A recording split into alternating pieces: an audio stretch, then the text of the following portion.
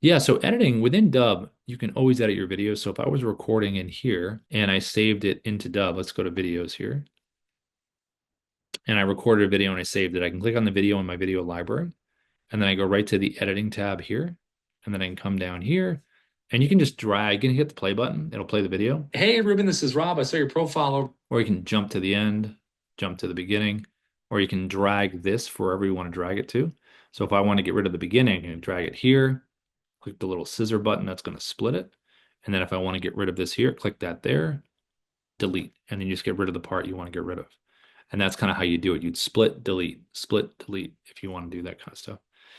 You can also replace the video like we talked about earlier. So if you are editing this and you make some mistakes and you just made too many and you click the undo button too many times, you can just go up here at the top and download the MP4 to your computer and then just save it, save it on your computer.